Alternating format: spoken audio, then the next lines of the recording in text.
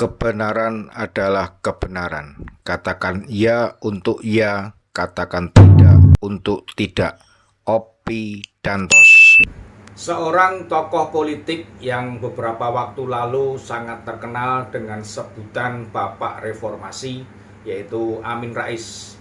Tetapi di dalam perjalanan politiknya ternyata Amin Rais sangat sungguh membuat kecewa sebagian besar rakyat Indonesia. Apa yang dia lakukan ternyata tidak sesuai atau sudah lari dari koridor atau dari cita-cita reformasi pada tahun 1998. Bahkan ada seorang tokoh reformasi yaitu Bambang Ramdhani mengatakan bahwa Amin sebetulnya hanyalah seorang pembonceng saja pada tahun 98 tersebut. Pada tahun 2004 dia mencalonkan sebagai presiden. Tahun 1999 dia mengatakan bahwa dia tidak berminat karena dia itu murni gerakannya, tetapi kemurnian itu mungkin karena didorong oleh dari kata-kata sang bunda. Ambisi itu mulai terlihat, dia mencalonkan sebagai Presiden Republik Indonesia pada pemilu tahun 2004. Pada tahun 2014, sesuatu yang sangat aneh. Dia terang-terangan mendukung Prabowo Subianto, di mana kita tahu Prabowo adalah peninggalan dari Orde Baru. Prabowo Subianto merupakan menantu dari Presiden Soeharto yang dia jatuhkan menurut pengakuannya dia, yang dia gulingkan. Tetapi ternyata pada tahun 2014 dia mendukung Prabowo Subianto. Apa yang dia inginkan? Dan itu pun berlanjut hingga pemilu 2019 dia tetap stabil mendukung Prabowo Subianto karena kebenciannya terhadap Joko Widodo semakin menjadi-jadi. Sampai dengan hari ini dia tetap terus menjadi pembenci dari pemerintahan Joko Widodo yang mengatakan dia bahwa Jokowi sudah keterlaluan. Kemarin pada waktu di Solo kembali dia ingin mengingat suksesinya dia sebagai Bapak Reformasi yang mampu menggerakkan people power pada tahun 1998. Dia ingin kembali membuat people power pada tahun ini dan itu dia nyatakan di Solo. Pergerakan selama tahun 98 itu pada bulan Mei itu Amin Rais tidak pernah terlihat dan Amin Rais tidak pernah muncul. Tetapi kemunculannya secara tiba-tiba pada waktu mahasiswa menduduki gedung DPR, itulah yang membuat sebagian dari aktivis 98 mereka mengatakan bahwa Amin adalah penumpang gelap reformasi tahun 98 yang diinisiasi oleh mahasiswa. Memang sejatinya mahasiswa berperan penting dan berperan banyak pada waktu menggulingkan pemerintahan Orde Baru untuk menuju reformasi yang terus berjalan sampai dengan hari ini. Walaupun setelah reformasi kita semua mengenal kata-kata repot nasi, tapi itu hanya berjalan beberapa waktu sebetulnya. Karena memang segala sesuatu harus menjalani proses, tidak ada proses yang instan.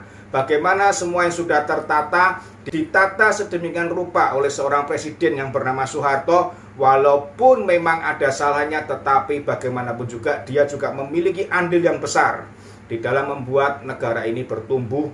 Meskipun pada ujungnya ternyata semua jadi berantakan dan ketajaman Orde Baru di dalam menindak rakyat sehingga jika dibiarkan lama-lama akan menjadi sebuah rezim yang sangat otoriter. Itulah yang akhirnya mahasiswa berontak sehingga tergulinglah pemerintahan Soeharto dengan Amin Rais akhirnya mendapat julukan Bapak Reformasi. Terjadilah peralihan pemerintahan yang seperti kita tahu setelah Habibie selesai menjalankan tugasnya, di mana Amin Rais terpilih menjadi ketua MPR. Dan saat itu dia membujuk beberapa pesantren, beberapa kiai agar Gus Dur siap atau mau dijadikan Presiden Republik Indonesia. Akhirnya beberapa kiai pun mendukung Gus Dur untuk menjadi presiden dengan harapan bahwa Gus Dur memang seorang tokoh yang tidak bisa diragukan lagi, baik itu tokoh kenasionalismenya maupun ketokohan dalam bidang agamanya maupun ketokohannya di dunia internasional. Harapan saat itu adalah Gus Dur mampu merekatkan kembali sendi masyarakat yang mulai terpecah belah akibat reformasi tahun 1998. Memang saat itu sebetulnya oleh beberapa tokoh Amin Rais diminta untuk mencalonkan menjadi presiden. Di situ Amin Rais mengatakan dia tidak berminat. Dan dia mengatakan bahwa dia sempat sampai konsultasi dengan ibundanya, dan ibundanya mengatakan bukan tempatnya bagi dia untuk menjadi presiden, tetapi wadahnya dia adalah di MPR. Akhirnya dia mengatakan Gus Dur lah yang diangkat. Tidak berselang lama, Gus Dur pun yang dia angkat, yang dia minta, yang dia sponsori, ternyata akhirnya dia sendiri yang menurunkan Gus Dur, menjatuhkan Gus Dur. Melihat apa yang dia kerjakan, apa yang dia lakukan, sebetulnya sudah nampak bahwa dia sepertinya memiliki ambisi tersendiri. Untuk apa people power pada saat ini? Menurut survei, tingkat kepuasan publik terhadap pemerintahan Jokowi di atas 76%. Berarti itu sudah mayoritas 3/4 rakyat Indonesia puas akan apa yang dilakukan oleh Presiden Joko Widodo.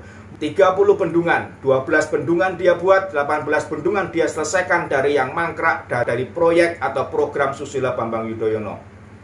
Jalan tol, kemudian ada lagi pembangunan bandara-bandara, semuanya dia sempurnakan. Tempat-tempat wisata dia bangun. Tempat-tempat yang digunakan untuk event-event internasional sengaja dia bangun agar Indonesia terlihat keelokan pesona alamnya, sehingga bisa mengundang wisatawan dan ujungnya bisa meningkatkan pendapatan rakyat di sekitarnya secara khusus dan secara global akan mendatangkan devisa bagi negara ini. Amin Rais mengajak rakyat Indonesia untuk berjihad.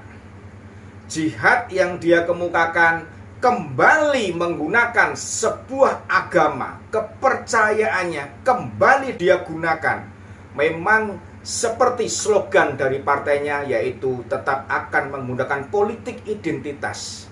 Walaupun kita tahu politik identitas yang menggunakan identitas suatu agama pada tahun 2017 Pilkada DKI Jakarta, di mana Anies merestuinya, dan itu mengakibatkan hancur lebur persatuan dan kesatuan kita, hancur lebur toleransi yang ada di rakyat kita, dan itu kembali akan dia gunakan politik identitas tersebut dengan cara yang lebih halus tetapi tujuannya sama. Dia menamakan mari berjihad sambil bergembira.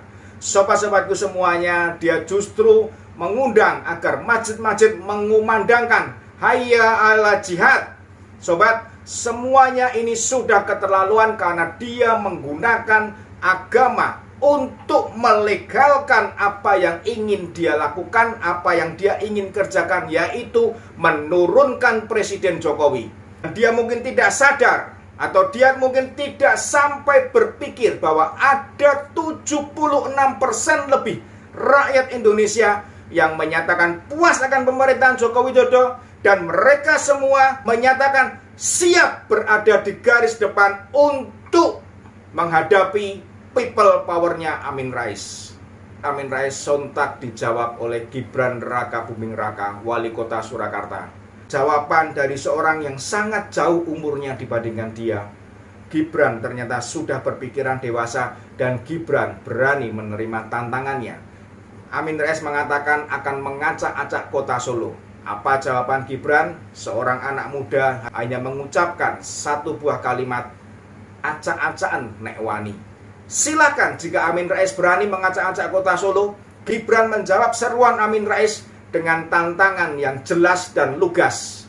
Dan kita lihat sampai dengan hari ini sudah lebih dari 1 minggu, ternyata ancaman Amin Rais hanyalah tinggal ancaman yang tidak bisa dibuktikan. Itulah anggota dari koalisi perubahan, pendukung koalisi perubahan, yang selalu kata-kata muncul dan keluar terlebih dahulu. Sobat-sobatku semuanya, kita tidak perlu menjawab tantangan Amin Rais karena kita tahu apa yang dia katakan tidak pernah terjadi. Sejak dari Jokowi menjadi presiden, apa yang Amin Rais katakan, dia berkata bahwa jika Jokowi menang di dalam Pilpres ini, maka dia akan berjalan dari Jogja sampai dengan Jakarta, kalau perlu dengan engklek sekalipun. Dengan satu kaki dia akan berjalan dari Jogja sampai Jakarta.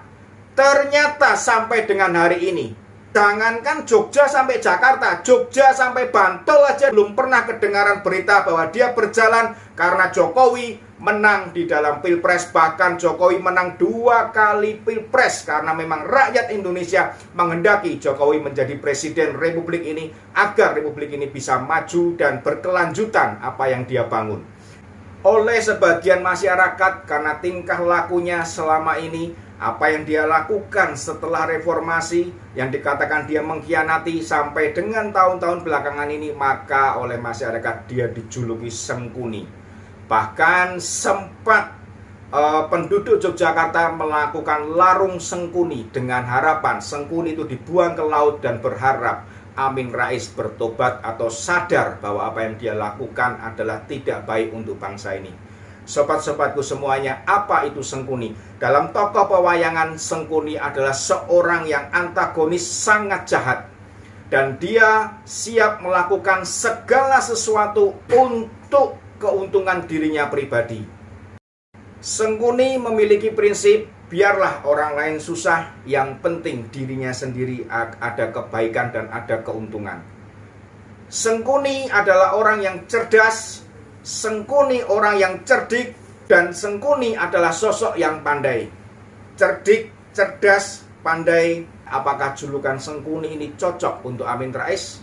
Sobat-sobatku semuanya, 2024 jangan lupa tinggalkan capres yang memiliki rekam jejak menggunakan organisasi radikal dan intoleransi sehingga membuat persatuan dan toleransi bangsa kita tercabik-cabik. Mulai 2017-2019 sudah terlihat organisasi radikal dan intoleransi ini mengacaukan sendi-sendi kerukunan dan toleransi bangsa kita. Tinggalkan capres dan jangan lihat capres yang didukung oleh partai politik yang mengangkat politik identitas untuk memenangkan koalisinya. Jangan lupa, tinggalkan capres yang memiliki pandangan ingin merubah, tidak ingin meneruskan pembangunan yang telah diterapkan oleh Joko Widodo. Selebihnya silakan kita pilih presiden yang terang-terangan siap untuk menjaga kerukunan dan toleransi, siap bahwa ideologi Pancasila harus diterapkan, dan capres yang kita dukung adalah yang pasti meneruskan program Joko Widodo. 3 kriteria ini pegang dan itulah capres harapan kita semua, capres yang akan membawa Indonesia maju, Indonesia sejahtera. Salam Opidantos.